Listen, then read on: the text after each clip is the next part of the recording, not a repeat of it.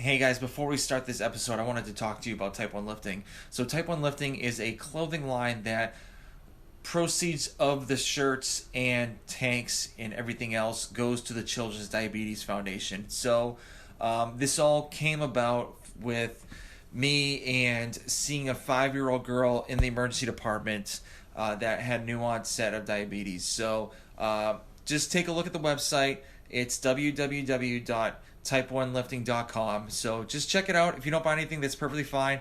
I would just like for you just to take a look and just see what we have. So, like I said before, www.type1lifting.com. And guys, I hope you enjoy the show.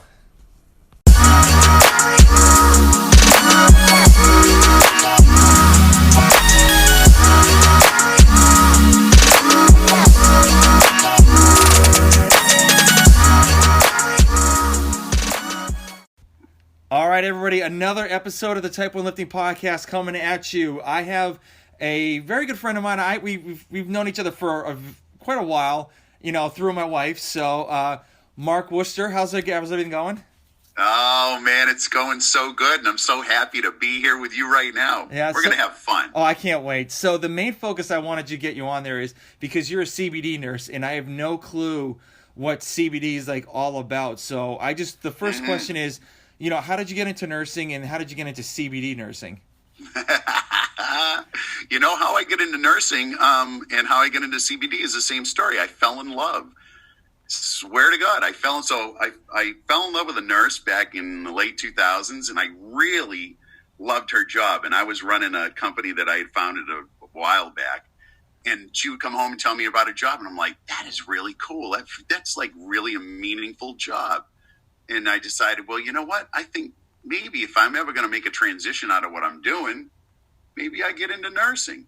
And that, that relationship just moved on in its natural course. And I ended up interested in nursing school. And I went nights and weekends while I ran the last company. And I ended up with an associate's degree in 2014.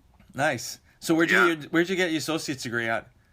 Regis College. Okay. So I graduated with my associates. I worked a night shift for a while just to get my feet wet, and then the business that I owned was really busy, so I backed off from nursing for a little bit, and got involved in the American Nurses Association and did some board work there. But at the end of 2017, I sold my company and said, okay, I'm going to go into healthcare full time, figure this out.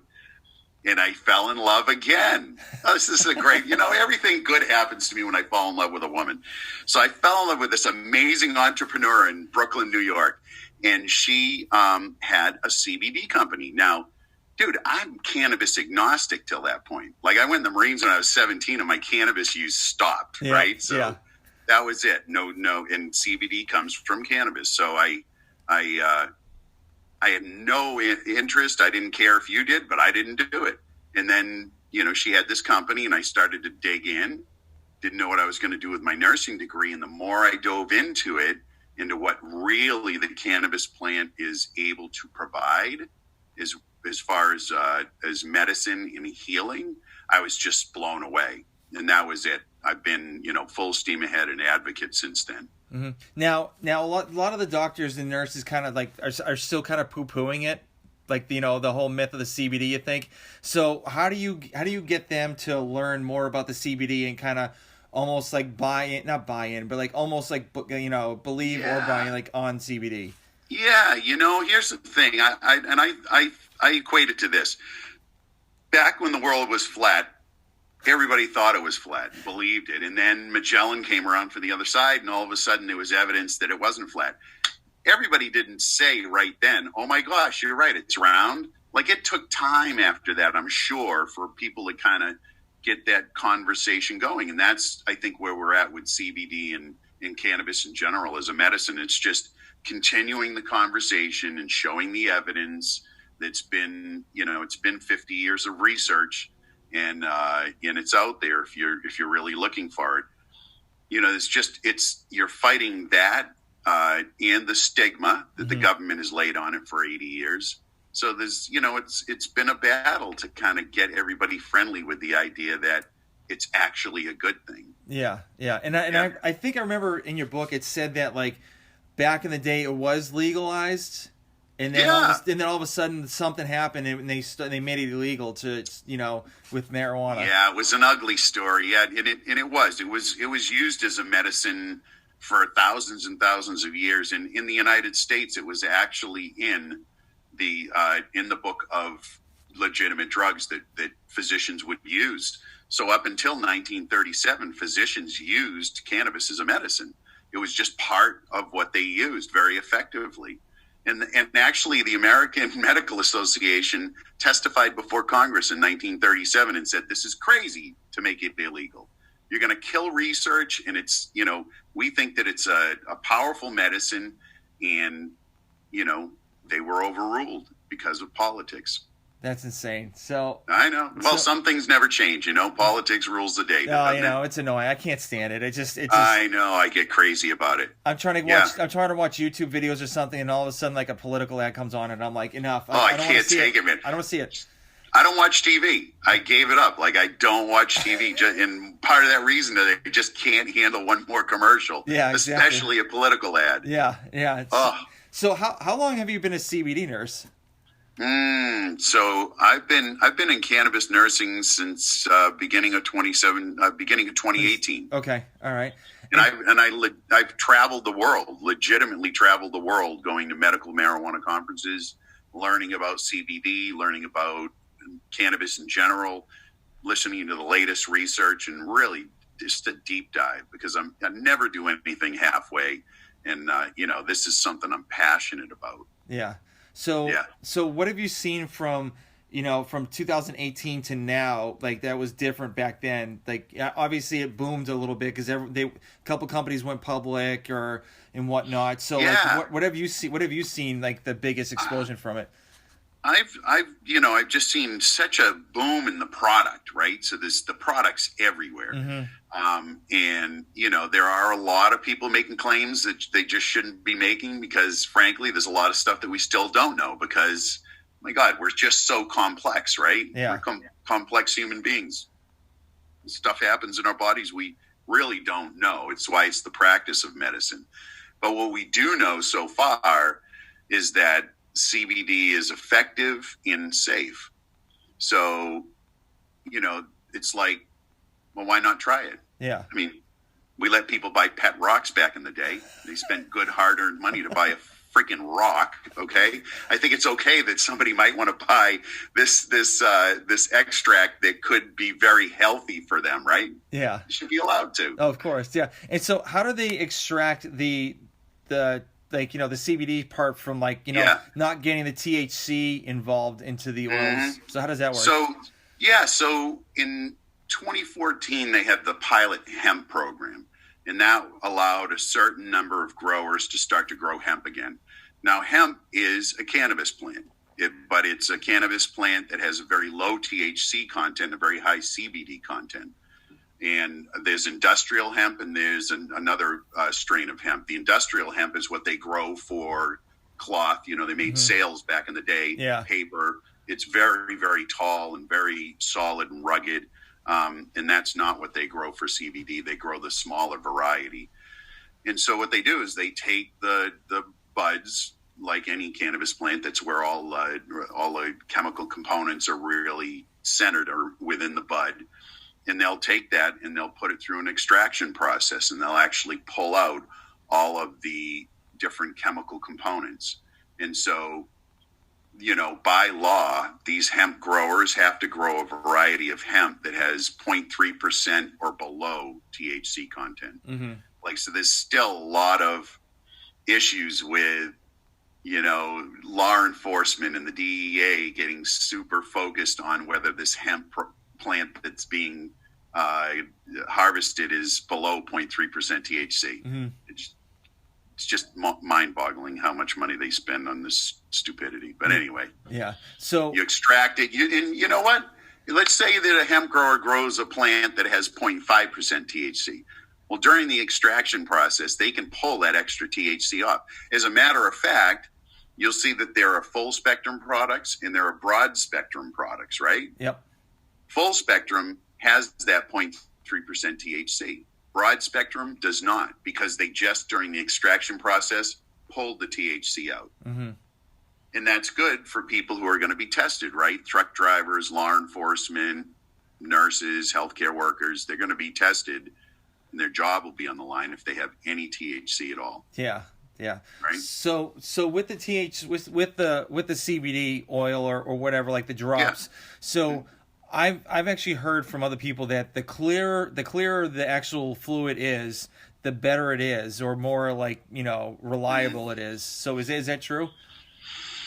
Nah, there's no truth to that. Okay. Like you can get an extract, you can get an oil out of that's dark brown, and it's just going to mean that it was that particular plant. They pulled some terpenes or some flavonoids and other things that came with it that just that just colored the oil. So yeah, if it's really, really clear, it may have been distilled several times after extraction, and that actually takes most of the other chemical components out and just leaves you with CBD. Oh, got it. Okay. All right. Yeah. So what's your favorite kind of CBD? Do you like the oils, or, you probably like everything. So what's your favorite one that you like to use? I personally take a combination of capsule, which is combined with turmeric. Mm-hmm. So I'm looking for anti-inflammatory. I'm 58. I'm still out there, banging it at CrossFit-like workouts. And, I want to make sure that there's no inflammation going on, because, stuff's been beat up over the years. So I take that capsule, and I also do some CBD oil under the tongue, sublingual. Yeah. So the combination of the two works just fine for me. So do you take it like right before you go to bed, or how do you? Yeah, I take it right. As a matter of fact, I have some right here. I'm going to take before bed. Nice. It's got a little bit of melatonin with it. It's a little bit of a good,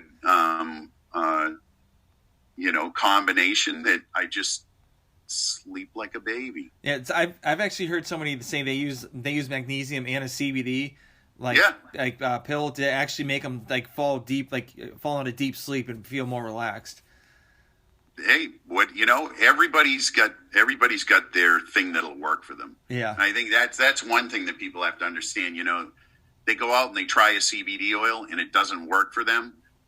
Don't give up. There's 550 different varieties of cannabis, and every one of those, it's about everything else that's in it, right? Yeah. It's not just the CBD. It's terpenes, which are another chemical component that are found in plants and found in many vegetables too. So we're already consuming terpenes, but that combination of CBD and terpenes and the other components, including that little bit of THC, it's all like a lock and key. Like it just helps your body to absorb it and use it. And so if you've tried CBD, try another brand. Yeah. And the important part is to just make sure that it's been tested fully. Yeah. That is a huge thing. Yeah. I've never tried it. I've always wanted to. It's just my thing is you see it in gas stations all over the place, and I'm like, should I really trust this gas station to see stuff, or dude, don't get your CBD at the gas station, please. So where's a good place to actually buy? Well, obviously you, but I'm just saying. Yeah, I've got CBD. There are a lot of great companies, and I'm actually actively working on a review site to add to my gig, because I have so many friends and so many people that I know in the industry that are doing really great things, from extractors to growers to the full Monty, people who are growing, extracting, creating products. Here's the thing, there are so many different things that you can use out of the cannabis plant. There are so many different products that are going to come to market. I don't think that one company's going to have everything that you need, right? Yeah. So you can pick, your THCA from this one, which is one chemical component. You can get your CBD from another company. And as a nurse, when I work with patients, of course, I want to be able to have choices to be able to guide them to use the product that's going to work best for them. Yeah. Like I had my friend today harvested, and we took the leaves that he trimmed before he hung everything up to dry. We took the leaves and we juiced them, because THCA which is the acidic form of THC before it's been converted through. I don't know. I could get into the weeds, dude. You got to stop me anytime now. Here's the thing. That's what I want to learn. We juiced the leaves. Yeah. Because THC, the intoxicating component of cannabis, only becomes intoxicating once it's been converted by heat. Okay. So heat does what they call decarboxylation. It's a chemical process. And it turns it into that intoxicating one. Well, a precursor is THCA. It's an acidic form that's in the plant, non-intoxicating. You could eat a whole cannabis plant raw and never, ever feel it. Other than you might feel really good because all of the inflammation in your body is going to be gone. Because my point is this. We juiced it because THCA that's in that cannabis, in those leaves, is a much more potent anti-inflammatory than CBD is. Like 10 times more potent. Interesting. So juicing raw cannabis leaves is a really good thing to do. Good to know. That's awesome. Yeah, that's really cool. So, what have you done for, obviously you're a nurse and you've dealt with patients. So what have you seen from, when they first started, they were kind of hesitant on maybe taking, CBD to, finally buying in, and then like, what was the end goal for like, when you're taking care of them? Yeah, boy, it's different with every patient, right? Because they're all coming in with a sort of a different goal. When we coach people, when cannabis nurses coach people, and it's really what we're doing. The question is, what's your goal? What do you want to see for an outcome? And most people come in and say it's either pain or anxiety or sleep. Those are the top three. Those are what we're going to deal with. And so it's education, right? It's a slow process to find the combination of things that are going to work for you. And it's different in every state, right? So if you work with people around the country, you've got to be aware of what's legal in their state. What can they actually have hands on? So it's that sort of understanding where they are at, what their legal situation is, and then finding the right product over time that's going to give them the result that they want. But by and large, what we see is we see a decrease in their use of pharmaceuticals and an increase in their quality of life. Awesome. That's really cool. Which, for a nurse is just like, bingo. Yeah. Like would people have like back pain or something like that, they could use CBD and kind of like make them feel a little bit better, or instead of just it'll decrease the inflammation, decrease the pain a little bit. Cool. Yeah, awesome. Very cool. Yep. So what do you, obviously you have a line. So what kind of products that you have in your store? I've got standard products that I started out with a year ago. So I have CBD oils, I have a regular Nexus strength, I have a pain relief cream formulation that has menthol and lidocaine in it, which kind of just opens everything up and allows it to be absorbed a little bit better, and provides a little bit of pain relief on its own with the lidocaine.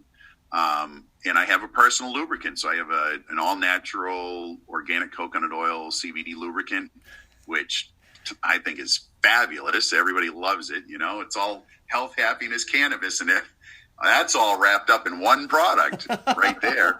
Nice. And then I have capsules. I have the capsules with the turmeric, which are good. And I have dog treats too, because I love dogs, and everybody I know loves dogs. So they deserve to be a little happy, and sometimes they get anxious. When you have a lightning and thunderstorm coming through. Yeah.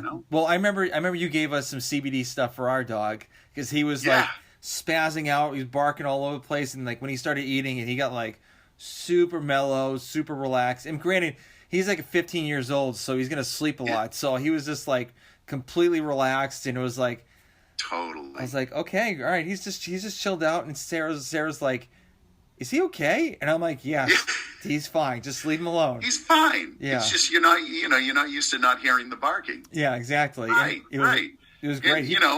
And at 15 years old, he probably needs a nice nap. A nice relaxing, stress-free moment. Yeah, exactly. So you also have a book that's out. So how did your book come about, and like what is it all about? Oh man, I have the most amazing life. I really do. I have the most amazing life. And the book is really all about how I was able to create that. And it was through 30 years of being in the mental health system, depression and mood disorder I've had my whole life. And so worked through all of that, all of the different things that I had to deal with there. And mine is not treated with medication. So I had to figure out other ways to really deal with it. And I figured out that meditation and mindfulness was key for me. And I also figured out that exercise, I need to exercise on a regular basis. And for me, it was all about high intensity interval training. Like it just that I've done every modality of exercise. Like, dude, when it was step aerobics, I was the one dude in the class who was doing step aerobics, right? Like I've done all of the stuff. And, I've been a muscle head. I've been there, bodybuilding and weightlifting and doing all that stuff. But when I found, specifically when I found CrossFit 8 years ago, it was like I was coming home. It's, we were talking about earlier, I went in the Marine Corps when I was 17. So I was used to that sort of like group, hard activity and really, in it together. And that's, the CrossFit and the high intensity interval training folks, it really was coming home. Yeah, nice. So as long as I have those things, I'm spot on. Yeah. Like I've done, I talk about it in the book. I've done so many different things. I have had the most amazing life despite having to really work through it hard. And now, oh my gosh. Yeah, awesome. So now with CrossFit, so what are you looking to, what are your goals for, CrossFit? Are you looking to just get a little bit better? Like what are your thoughts? It seems you've been doing it for a long time. What are you looking to do? 8 years is a long time. I've noticed, I've been at one CrossFit gym for the last 4 years. I mean, I've traveled, like I said, I traveled a lot. Yeah. And I do travel a lot. So I've drew a lot of drop-ins. So I've got a good overview of what's out there as far as different CrossFit gyms, and how their programming has been. And what I've seen in the last year has really been the mature CrossFit gyms have been shifting their modality, shifting away from strict CrossFit and more bringing in sort of other components of exercise that are going to support longevity. Like they got that their money is not going to be made in the competition world, right? Yeah. The competitive CrossFitters, they're not going to make money off these people. They're going to make money off of people like me who show up for 8 years. So that their job is to make sure that I show up for another 8, right? Yeah. So for me, it's good because it's not about, the heaviest weight anymore. For me, it's about what's my form looking like. Am I getting good quality reps out of all of what I'm doing in that? And they're very supportive of it. So I see that in many of the gyms across the country.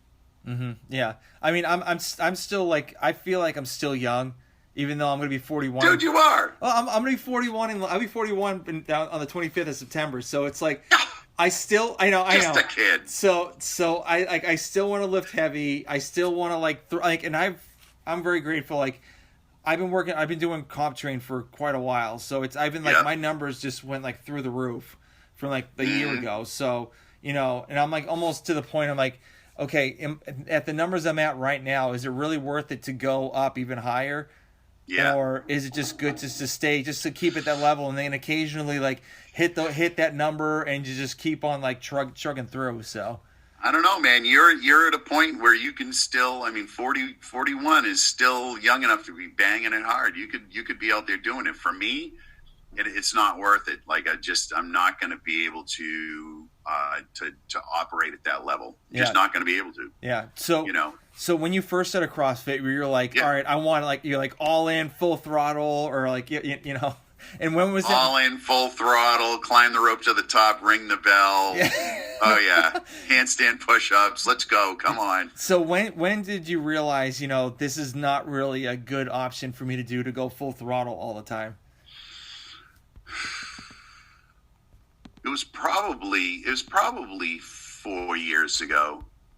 I'd been doing it for 4 years and I just I realized that it would make more sense if I kind of was more intentional about the longevity of my my career in the gym. You know, in 8 years, I've only had 2 injuries, and both of them three. So both of them, or 3 of them, minor. Yeah. You know, stuff that resolved without any surgery or anything needed from anybody else. I just, you know, went to PT and worked through it and got it done. Yeah, Listen, and also, if I wasn't working out, Tom, I would have had twice that many, right? Yeah, exactly. Well, and plus your CBD products too probably helped out a little bit, right? Oh, totally. Yeah. Like I'm telling you, since I've been, you know, fully on board with CBD, it has been a lot better in the recovery mode. Mm-hmm. You know, I'm all about rest days. You know, I do take rest days because I think those are just as an important part of the workout as the exercise phase. Yeah. You got to give your body that moment to just kind of get back, you know, just to give it to recover. Yeah, really. I totally agree. Yeah, that's awesome. Yeah. And so obviously you've been there for 4 years, so you've seen a lot of people come and go in the box, but has there been like a core group of like people that have still been there 4 years? Yep. You know how it is in that modality, in that kind of a format. You make friends that, you know, you are going to be lifelong friends with. Like I have somebody who stopped going to the gym a little while ago. You know what? We're going to the gym tomorrow night and work out because she's back at it, and we're back into doing this. And, you know, that's just how it is. But there is a core group of people that have been there. And, you know, again, you do see people come, you see them come back a couple of years later and say, wow, I kind of fell off there, and they're back in the fold again. But there's always that core group. Yeah. Awesome. Yeah. So when COVID hit, and obviously up in Massachusetts, they like completely shut down everything. So what was your training like during COVID? I'll even give you one better. I moved to New York City 2 weeks before COVID really blew up. Oh. Like literally, I moved to Manhattan. My dream was to live in New York City. I sold everything. I moved to New York City, 2 blocks from Times Square, awesome 1-bedroom apartment. And I got 2 weeks of New York City as it was. And then COVID hit. And I was in a 1-bedroom apartment. I didn't have a gym. All the gyms closed. So, dude, what I do? I got on the app in the gym here in Massachusetts. I was still on the Sugar Wad. Yeah. You know, the owner's a friend of mine. He put out workouts, and I went down on Hudson River, and I did my workouts at 84th Street. Nice. And I just, that's it. And you know what? There were other people out there doing the same thing. Yeah. Like you could see the people who were like, yeah, this isn't going to stop me. Yeah. Because I know that I need to do it, right? Mm-hmm. Yeah. My mood, my depression will come back. My mood will be altered. I will not be in a good space if I don't continually get that exercise that I need. I know this. That's just the way I have to deal with my depression. Yeah, I'm totally the same way. Like if I miss a day, I kind of get like, I try not to get too butthurt about it, but it's like at the point I'm like, okay, there was a reason why that I couldn't do it. So, you know, just try to double it up or just do another day. So that's it.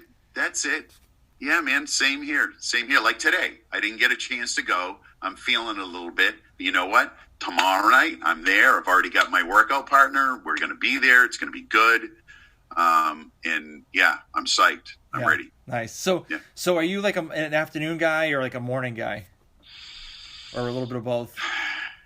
I'm a little bit of both. You know, my sweet spot for probably 3 or 4 years was like a 5:30 p.m. class. Mm-hmm.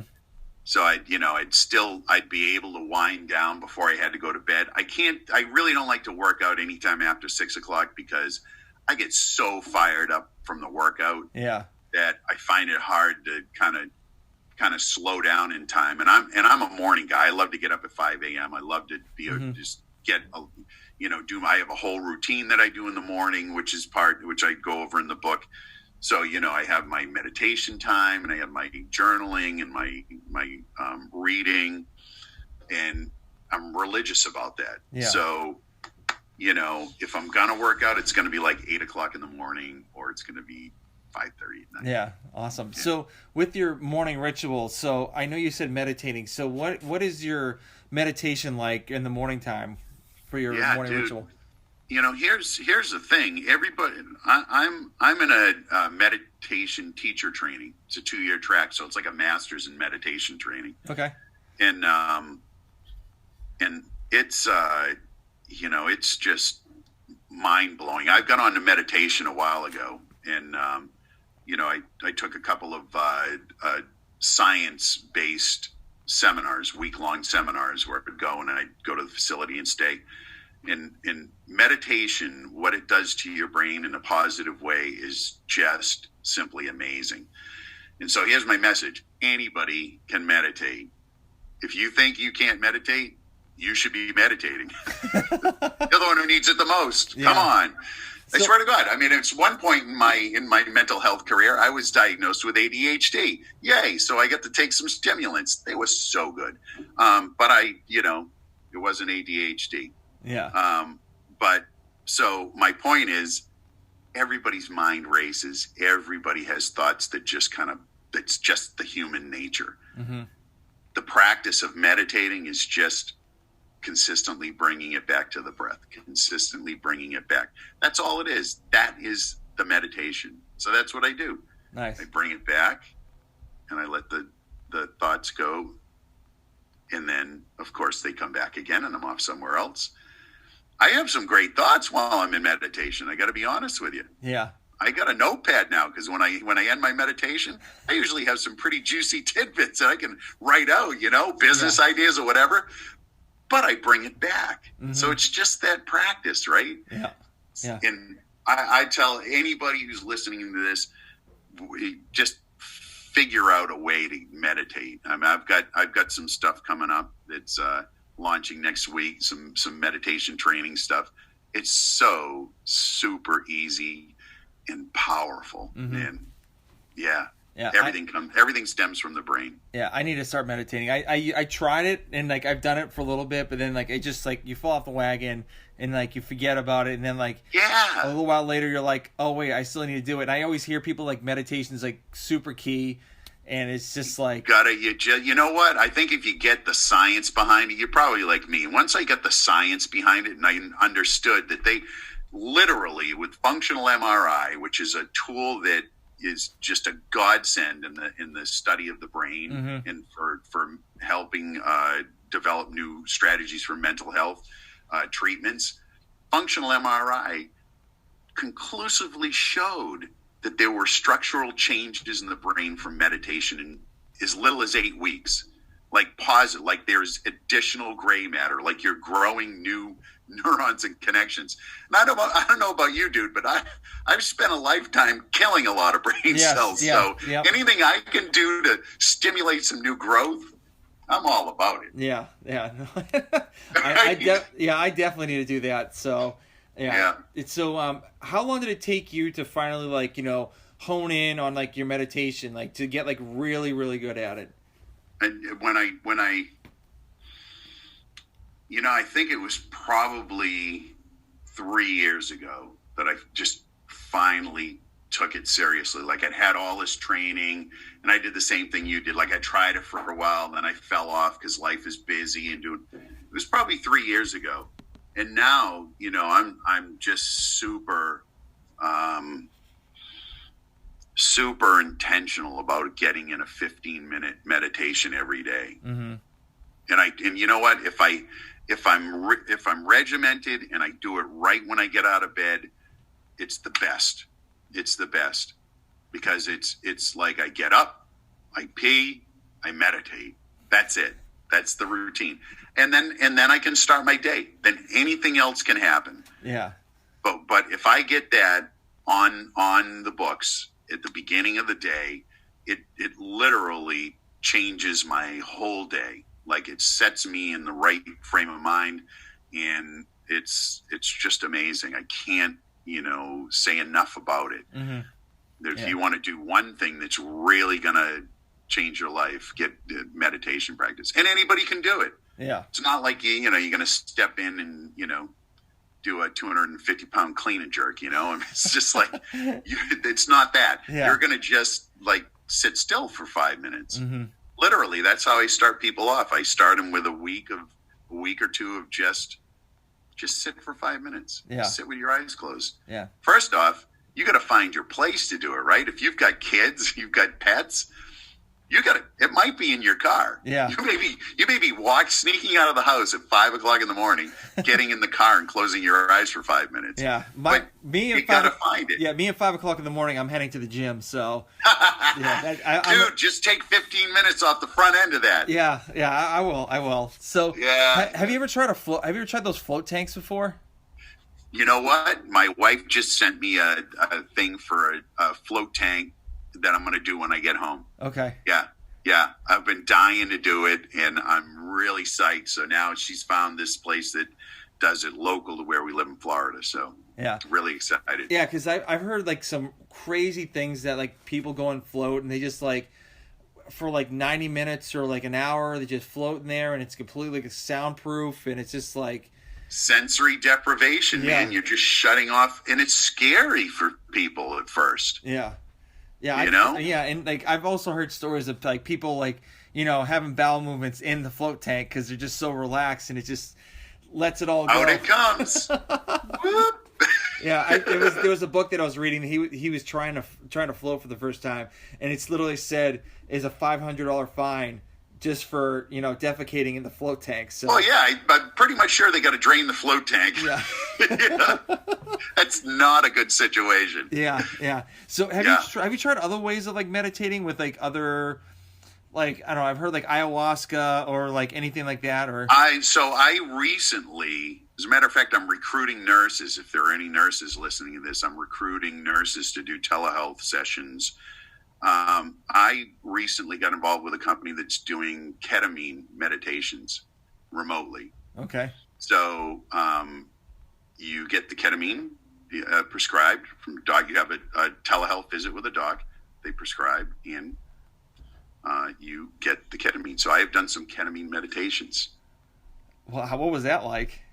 It was not like any of the other.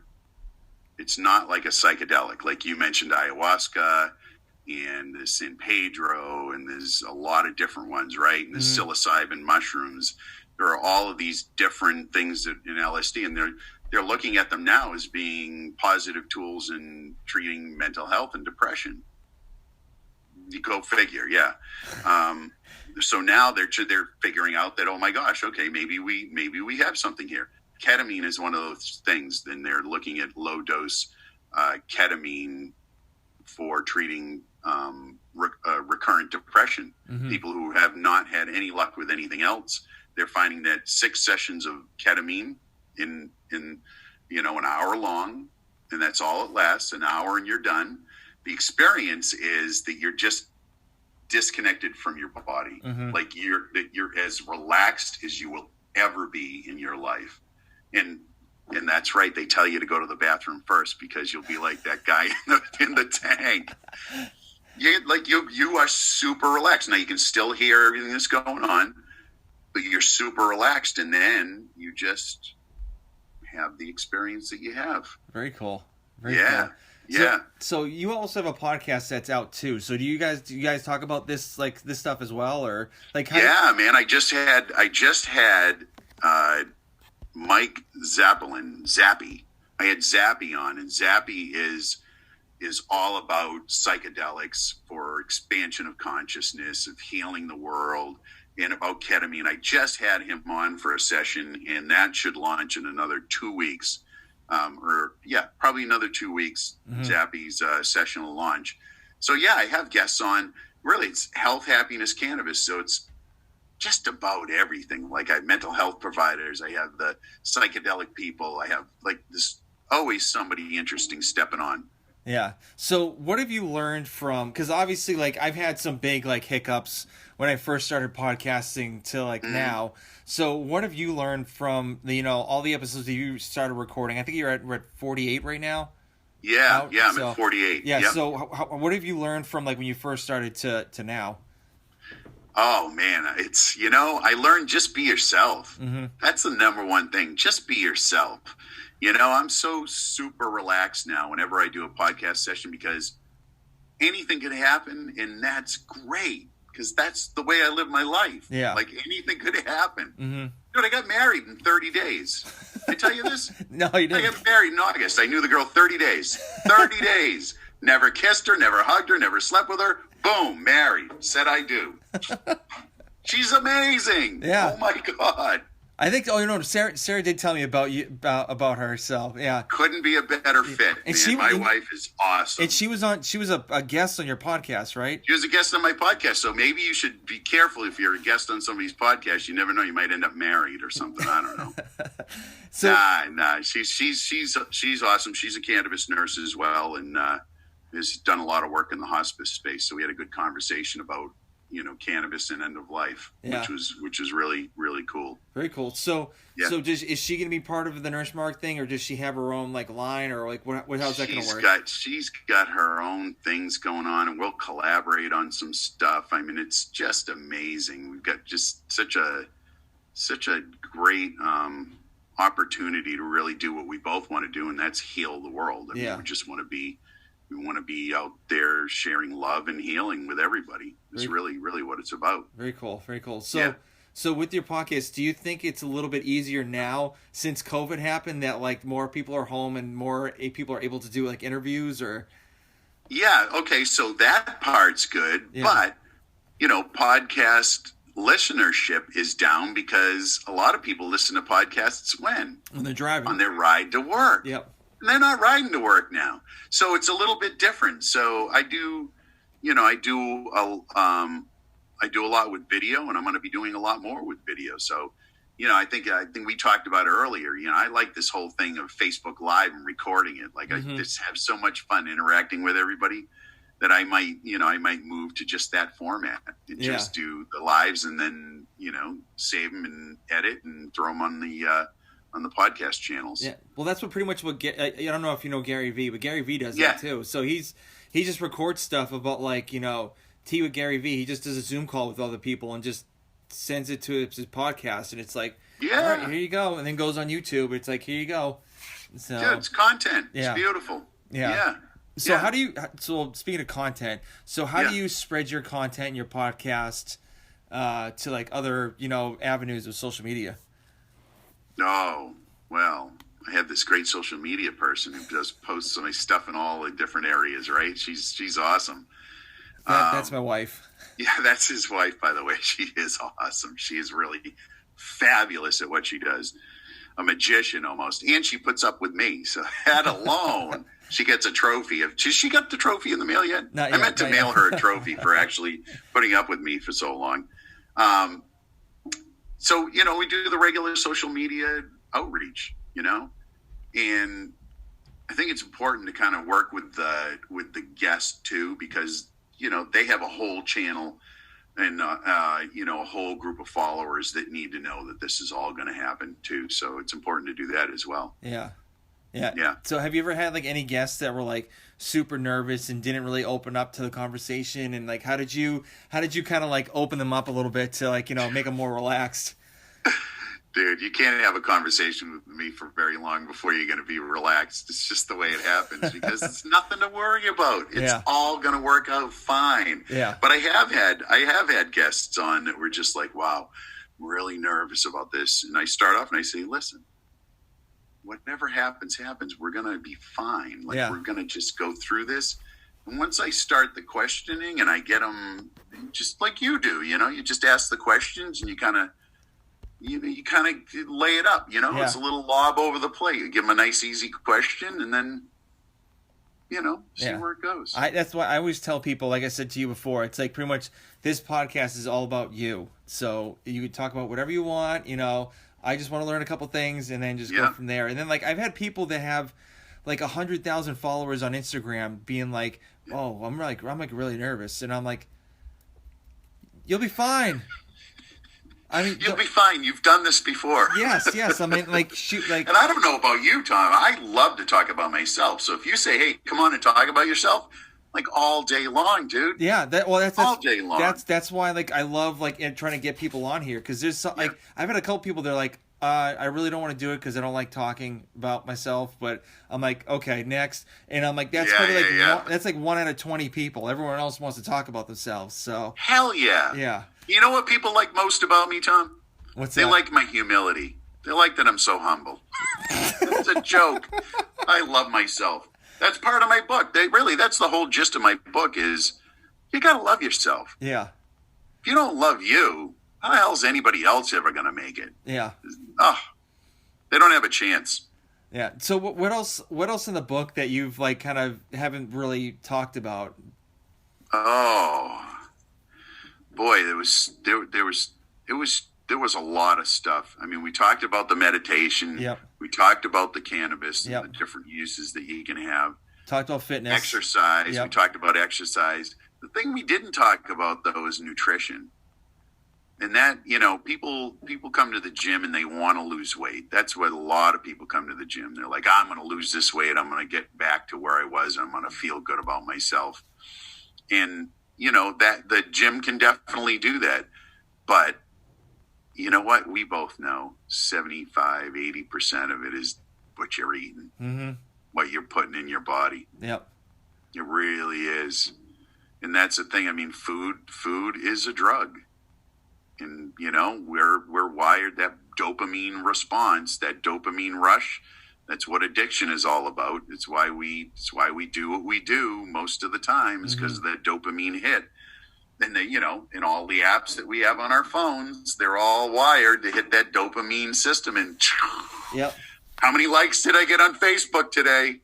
Yeah, exactly. So what kind of diet are you on right now? Because obviously for me, it's a little different because I have diabetes. So, but what kind of diet has helped you kind of like stay the way you want to be? You know, being in this, again, I don't do anything half-assed. So when I got into the community, you know, in the CrossFit community, they talk about nutrition a lot because they want you fueled up appropriately. And, you know, when I first started, it was paleo. Paleo was the thing. That's what we did for a diet. So I did paleo for a year, maybe 2. And then it went to macros. So we had to count macros. So I did a lot of macro counting and figured out what each, you know, the carbs and the proteins and the fat and figure out what it was. And that was a perfect segue into the keto world because then I did keto for a while. Yeah. And I have to say, keto was the hardest one to really, for me to really implement because it was just for me, it was easy to know the carbs and decrease the carbs. It was easy for me to get my protein, but figuring out how to get that healthy fat because it's a high fat, medium protein, low carb lifestyle, right? For me, trying to figure out how to get that fat content, I find it really hard to do. Yeah. Is it like you pretty much have to eat like avocados or coconut oil, and that's pretty much it? And that's... Yeah, not you know. And now I have my friend on for a couple of 2 or 3 podcast sessions. She owns a weight loss company called Awaken 180 Weight Loss, and it's all ketogenic based. And she said, "Yeah, no, not coconut oil." Oh, really? really? I said the same thing, dude. I was like, "Yeah, coconut oil." It's like, no, more olive oil. You want a long chain. You don't want those medium chain. Oh, yeah. Okay. And I was floored because I thought, well, hell, I thought it was about medium chain and people doing the bullet coffee and you know, the ghee butter and all this other kind of stuff. Like, no. I've tried that bulletproof coffee. I couldn't do it. No. I thought it was so gross. Yeah. So what do I do now? You know what I do now? It's like a combination of paleo and everything that I've done over the years. I know what I need to eat. Like I know what's good for me. I know that a certain amount of carbs is good for me and I get the right amount of carbs. And yeah, you know what? Occasionally I have a pizza. Oh, I have a good pizza. Nothing wrong with that. Dude, sometimes I dive right in. Yeah. And that's okay. That's okay because I don't stay eating the pizza only. That's just a one-time event, and then I move on, and it may be a month, 2 or 3 before I have another one. No, I'm more like a couple weeks, but so Dude, like you got kids. I know, it's Of course hard. you have pizza. Yeah, and like we always have like easy stuff to make because it's like sloppy joes and all that stuff, and it's just like. I know. I mean, I'm not knocking it because my wife buys it and it's pretty much like, okay, I'll eat that, but it's just like, Yeah. I'm like, maybe I won't have a bun with the sloppy joe. Maybe that will help out a little bit. So I know. So- I know. You just you just gotta try. Yeah. That's all it is. So I tell people, you know what? If you're really gonna start, I'm sorry, Tom. no, go for it. Go for it. I tell people if I'm gonna coach them on anything nutrition based, for most people, I'll tell them, you know what I want you to do just for the first month? I just want you to track what you eat. Yeah. Because until we get a baseline and you understand what you're doing today and how it's affecting you, we can't really make any decisions about what you want to do tomorrow. Mm-hmm. Right? So get that baseline, understand. It's when you understand what your choices do Yeah. to your daily intake, that's when the magic happens. Because when you figure out having this Coke versus having this water, the difference that it's going to make in your cal count or what's going to happen on that app, Yeah. that'll help you make the decision to go to water. And once you break that bond with that sugar, the dopamine hit, remember? Yep. Once you break that bond and you got water in your corner, you're on your way. Yeah. Yeah. Awesome. And so here's a question I can't believe I actually haven't asked this yet. So obviously with CBD, I'm mainly a diabetic, podcast. So what does how is like CBD stuff like kind of help people with diabetes? Or has it even done that? There's research being done all the time on CBD specifically and cannabis in general as it relates to diabetes, because we all know, and you know intimately because you live with it, that it's a very serious disease. Yeah. Serious disease, and so you have to take it seriously. And unfortunately in our country, yours is not related to anything that you do lifestyle wise, right? Mm-hmm. You're type 1. Yeah. It's just what happened, right? This is what happened to your body. But the majority of people in the United States that are suffering from diabetes have type 2, which is something that is preventable, and it's lifestyle based. And so there's a lot of research around how do we help these people. And cannabis has a very positive effect on neuropathic pain. So if you're having issues with neuropathy, which is a very common issue with diabetics, CBD and cannabis, THC, has been found to have a positive effect on neuropathy. And there aren't a ton of other drugs that really do, right? It's just the way it is. We try with what we have. So there's some good positive effect. There was a study that had something else very interesting to do with regulating your glucose.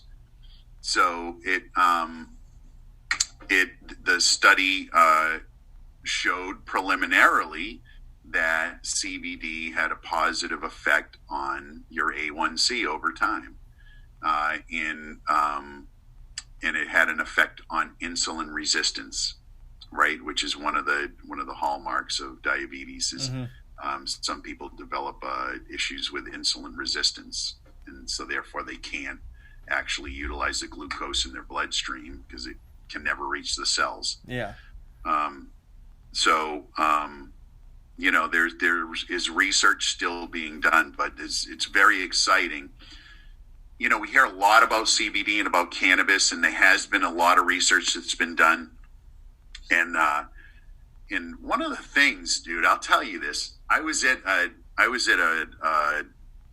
medical marijuana conference in Israel, and Israel is the epicenter of cannabis research.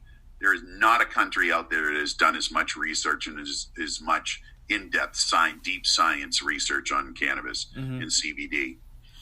And I went to that conference, and I fully expected that most of the conference would be about THC, because that's all you ever hear about is the intoxicating part. Yep. Sure, that's what they're studying.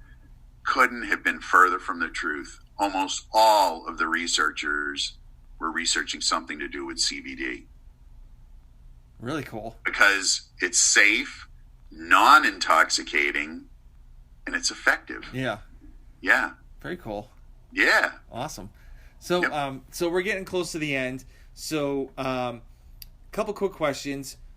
Yeah. So, where can people find, like, actually, if they have a question about CBD or anything like that, where can they reach out to you?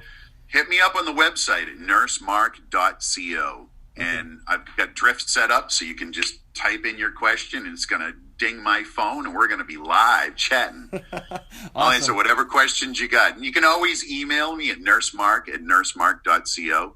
That's up on the website as well. But go to the website. It's got a ton of information. It's being updated all the time. And that has all your products and everything like that on there. All my products. Yep. Okay. Yep. Awesome. Very cool. And we're just we're getting ready to do a reboot, and the product line is going to expand, and it's exciting times. Very cool. Awesome. Yeah. And so, so last question. So, what would you tell a new nurse that wants to get into CBD what to expect from when they first start to in the future? What if they're going to take it, or if they're going to help? No, if they're going to help take it? somebody, like be a CBD nurse.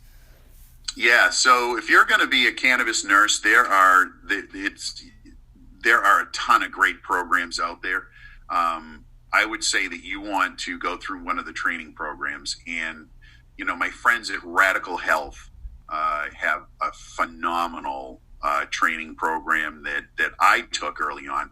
Again, I don't do things half-assed, so I took every one of the, certificate programs that I could find. I did, and I was super impressed with Radical Health, and I'm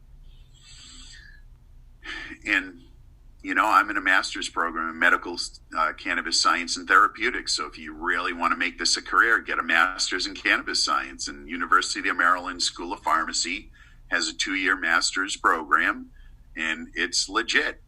4th oldest school of pharmacy in the country, and they have a rock solid program. Nice. But if you're just getting into it, definitely do the Radical Health thing.